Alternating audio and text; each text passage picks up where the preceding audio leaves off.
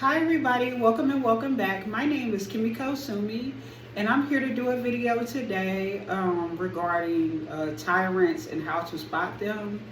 First of all, I would like to get started about controlling tyrants, and how to spot them and what you could do about them, being a negative aspect in your life, what you could do to overcome the battles with tyrants in your life, okay? Based off of my past experiences with them in the past, okay? So I'm gonna give some tips and I hope y'all stay tuned. Peace. Okay, controlling tyrants and why they desire control over those who they perceive as weaker than them. Okay, now the first reason why and why they desire control and to overpower people who they consider weaker than them, no matter who it is, okay, to spot them, the reason why they do this to people, like targeted individuals or people, like it could be your boss, it could be a teacher, it could be anybody in your life, it could just be anybody that you go around, no matter if you're related to them or not, or any real know them or not. You don't have to know them at all, really. But anyway, the first reason why they desire control, y'all, is that people don't really value them without an unfair leverage that they may have over some people.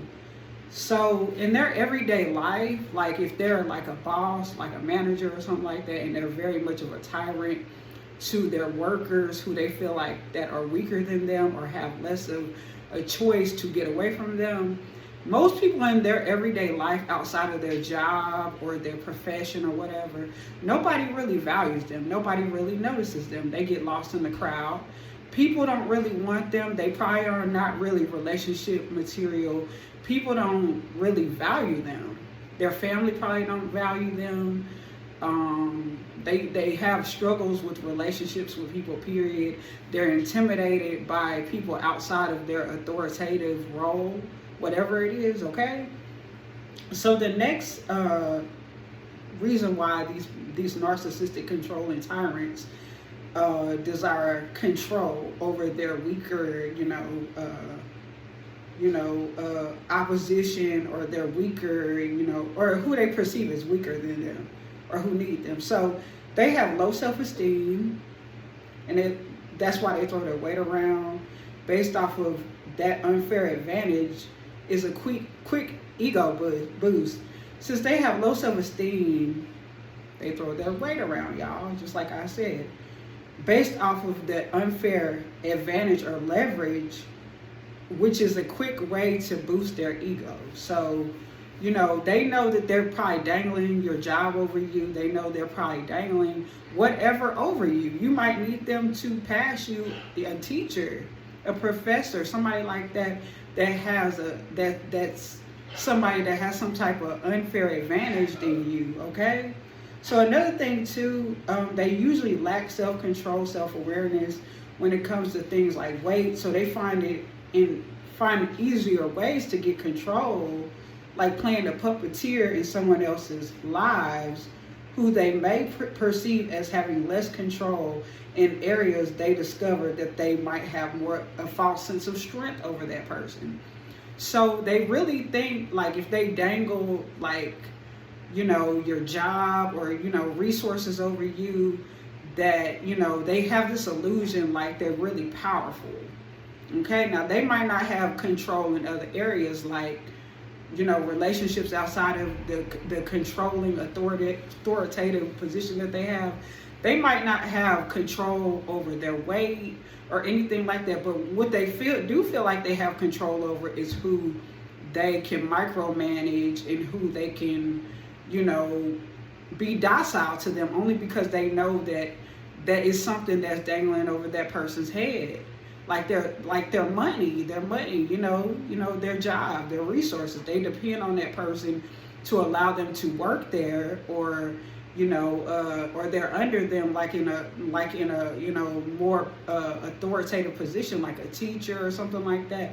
So they use that leverage as an illusion to, you know, quickly, you know, make themselves seem like that they're in control of something, or that they have an illusion of control, when really that the person that they're being a puppeteer towards and feel like that they're, you know, they can dominate over, that person really still has a choice. They don't have to work at that job.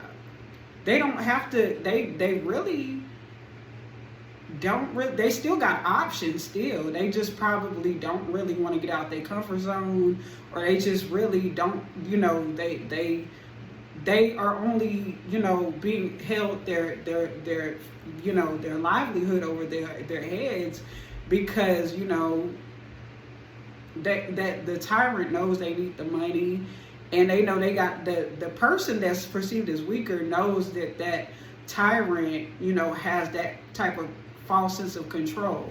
So, you know, that's an easy way for the tyrant to give this illusion like they got power, because like I said, they may not have power over, you know, their weight or anything like that, or over their own, you know, just different things. When they get home, the tyrant, they are powerless when they get home. They're powerless outside of that experience, or like this illusion that they have control when they go to work and whatnot. Once they go home and the day is ended and they're around people who don't know them, that they can't dangle things over their head for, they lose control. They don't have no power. They're right back to square one. And it's also an addiction too, because they're lacking it within their personal lives. So they'll bring it to their job, and they will, you know, do things, little things, and make, you know, like little microaggressions and little things to antagonize people that they perceive as weaker than them or needs them in some way, which they really don't have no control. That's an illusion still, because a person still has a choice to leave them behind if they want to. Okay? So I'm writing these down. I've written these, you know, why these people like to do this. Okay? So basically, how to escape a narcissistic individual or tyrant's grip. This is what you do. Create an escape plan, as in working towards advancing in education, applying for a better job, y'all, that's less stressful, asking for help, working on your appearance to help you have a myriad of opportunities all at the same time. Don't put your eggs all in one basket when dealing with a tyrant. Don't just rely upon them solely. Do whatever you can to create an escape plan that suits you best, okay? Because they are narcissists. They enjoy this false sense of power that they have over people. But you got to give this narcissist very little power by having options to replace them, okay? So another thing is that a key reminder, what happens when you get out of a tyrant's grip? We'll say this, I'll give you a warning. This is the type of things they do once you get out of their grip or feel like you're out of their grip. They get obsessive, as in becoming a stalker. They may find your number and call you obsessively. You would have to block them, change your number, okay? They'll try to go out their way to set you up, to trap you in other controlled environments out of insecurities, fear, jealousy, or even in their weird mind perceiving it as betrayal because you left them behind, okay? Because you wouldn't let them abuse you anymore. You left them behind, but they feel like they're being betrayed too. Betrayed at the same time, y'all. Can you believe that? So anyway, in closing, I feel like that everyone should stay safe by using prayer, meditation, going out in nature, self-awareness, not telling your whereabouts or business like that as much as possible, cutting connections off that are linked to that tyrant or that narcissist, and that's basically what you got to do. So that is what a controlling tyrant does, or a narcissist does, why they do it, okay, why they do it, how to escape their grip, and what to look out for once you get out of their grip, y'all. So I hope if you like this video, please like, comment, subscribe, share my video, hit the notification bell if you like. And basically, I will see y'all in another video, my lotus flowers. And for my upcoming lotus flowers, welcome to my channel, and I will see you in another one. Peace. I'm out. Bye-bye.